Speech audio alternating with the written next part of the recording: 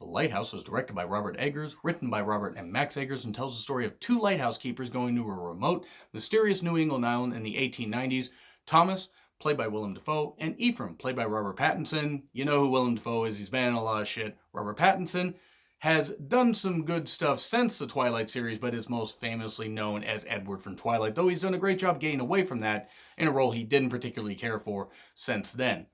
And with this movie, I was pretty excited because A24's name was attached to it. They made Hereditary and Midsommar, or Midsummer, however you pronounce it. And they seem to have their finger on the pulse of how to do art house horror, psychological horror, and other movies too. I mean, they've done other stuff as well, but Hereditary and Midsommar are probably their most famous ones. And I was really excited to see what this movie could be because from the trailer, it was in all black and white. It seemed to be just centered around Willem Dafoe's character and Robert Pattinson's character, and just seemed to be about isolation and them taking care of the grounds and everything, mainly Ephraim, Robert Pattinson, taking care of them because Willem Dafoe's character has seniority and says, well, you're going to take care of this. You're going to keep the machines running. You're going to you're going to keep it clean and everything, keep it repaired. We're going to make the repairs necessary because they're there for 4 weeks. And they have rations and everything, and they have all this stuff. But, of course, things start to go a little bit south, as you probably could guess, with a trailer like that. And also with the fact, hey, they're on this mysterious island. You have to, have something to stretch out, all this time. And you can't just make it about two guys isolated. Otherwise, it's just going to be completely boring. I can see why this movie would turn some people off, because this is also from the director of The Witch, which I did like. I did like quite a bit. I don't know if I loved it as much as everybody else did, because it seemed to be a two camps. People hated it, or people loved it. I'm more towards the people loved it, because it was a slow burn and paid off well with its, beautiful cinematography, slow burn to the horror, and then, the final, few sequences that were really, really well done. With this, it is a slow burn. It is on a very slow tick, but you can see a lot of stuff coming. A lot of it is predictable. I'm not going to say I predicted everything, but with this movie, a lot of it really just comes down to isolation and madness and how insane one could go being around only one person for a while. Or just being, completely isolated and being unable to leave. I mean, that's the thing. They're stuck there for 4 weeks. And this is the 1890s. It's not like they could, phone somebody with a cell phone and say, hey, I need a helicopter to come here and pick me up or something like that. Or I need, I need a ship to come out here. Because it's, the 1890s, they have no other way to contact. They just have to go with the word that the ship is going to be back at this point. And there's some good discussions and everything. The one thing I do have a criticism of is the accents that both men use, especially in the beginning, take a while to get used to. I almost think subtitles might have worked, and maybe there was the audio system in the theater, but sometimes I really, really had to focus on what they were saying. But I also want to say that Willem Dafoe and Robert Pattinson were fucking phenomenal in this. They did a great goddamn job in this. If they are not at least nominated for Golden Globes and possibly even Oscars, it is a shame, because I really did like this movie. I like this quite a bit. Again, I can totally get the divisive nature of it. I can get why people hate it. If you watch this movie, if you're watching this review, if you've seen this movie and you hate it, I will totally understand. If you loved it, I'm going to totally get why you loved it. Everybody's going to interpret this movie differently. Now, that's not to say there's a ton of layers to it, but it makes you think afterwards. I was actually talking to my one of my best friends on the way home, because we have about a 30-mile drive for the theater that was playing it. And we had a pretty good discussion and everything and came up with our own interpretations. But all through this movie, it really just has an assault of great imagery and just the descent. Robert Pattinson, I think, shines more than Willem Dafoe, because we know Willem Dafoe is great.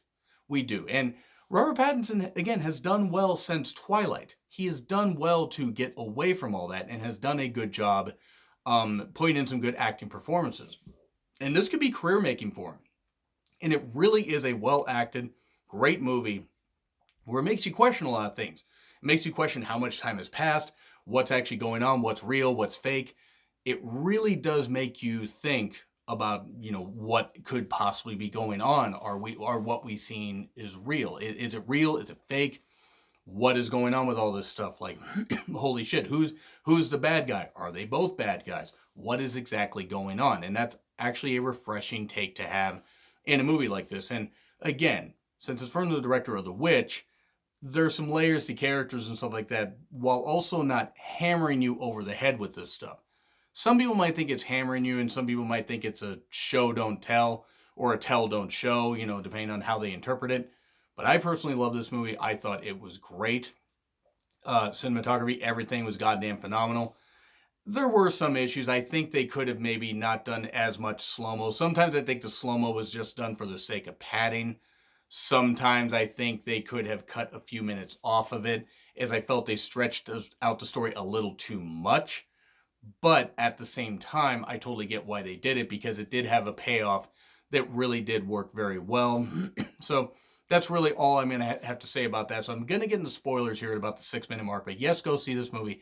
Let me know what you guys think in the comments and make sure of that. But I'm getting into spoilers right here at the 6-minute mark. So if you are still watching right here, spoiler talk. So with this, you have to wonder who is real, who is fake, because you have Willem Dafoe's character Thomas talking about how he lost his second because his second went absolutely nuts. He won't let Ephraim go in the lighthouse area. He won't let him go up into the area where the actual light is. He'll let him take care of the grounds, he'll let him do all that, treat him like a whipping boy. But because he's younger and because Thomas feels he has seniority, that's kind of the interpretation of like authoritarian. And you can always get the hint that Robert Pattinson is just bubbling under the surface, where he just wants to snap because he's tired of being a whipping boy. He's been a whipping boy in other jobs, and he doesn't want to do that anymore. He wants to be his own man. That's why he came out here. He wants to do his own thing. He wants to be the authority. And unfortunately, that's not how it works in jobs, but that's how he feels here. He's tired of being a whipping boy. And the thing I said about the accents before I got into the spoiler talk here, it's very obvious that Robert Pattinson was putting on an accent, because it was both like Irish accents, but both accents tend to change and slip a few times. And at first I thought that maybe that was just, acting and they were just getting intense and they lost their accent. No, it was done by design. One movie I'm reminded of is The Talented Mr. Ripley, with how Matt Damon did his, change his accent, change his look and this kind of stuff, and, assume the identity of other people, and how he did that. And I love The Talented Mr. Ripley. It was actually really, really fun. In my opinion, one of Matt Damon's standout roles. And this kind of has elements of that, because you're not sure who's Ephraim, and who's Thomas. Who's actually who? Is Willem Dafoe actually even around, or is Robert Pattinson just there on his own? Is he just going goddamn mad? There's also a thing with seagulls, where seagulls tend to, be taunting him almost, taunting Ephraim, and he's upset. And he's upset by it, and he throws, coal at one of them at one point.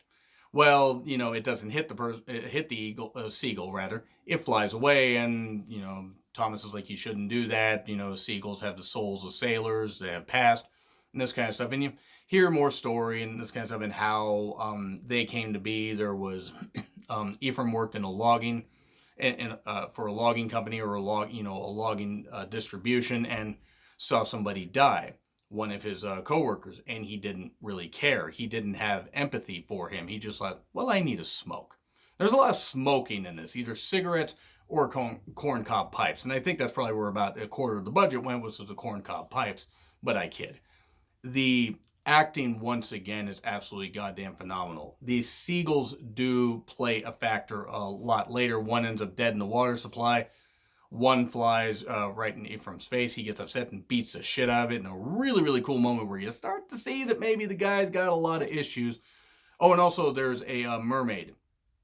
The old sailor talk, of the sirens and everything, and how the lure of the sirens, and how they can lure men into their doom and stuff like that. And that's hinted at.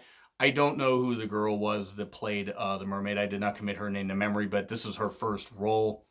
I mean, cool. Hopefully she gets other roles out of this. This actually could be a launching point, just being in a bit part like this.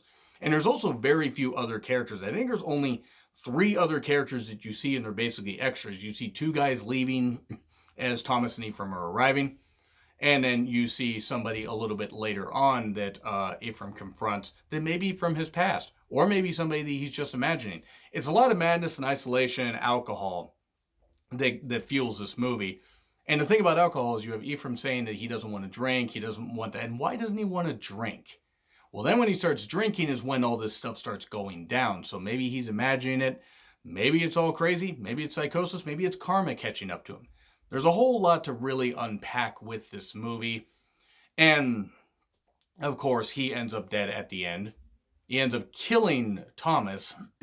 Pretty weird thing, you know, where he ends up killing him with an axe, and then ends up going into the lighthouse, and then ends up dead by the end of the movie, pecked apart by seagulls, or pecked apart as he's dying. And some of that makes you think, but you got to wonder how much of it he imagined and how much of it how much of it was actually true. There were some scenes in there that I'm gonna get into very, very briefly before I finish this. A lot of people are finding, you know, it to be meme worthy. Robert Pattinson doing a masturbation scene. Trust me, you'll have to see it to find out with just how they did it. But he's apparently amused by how people are reacting to that stuff.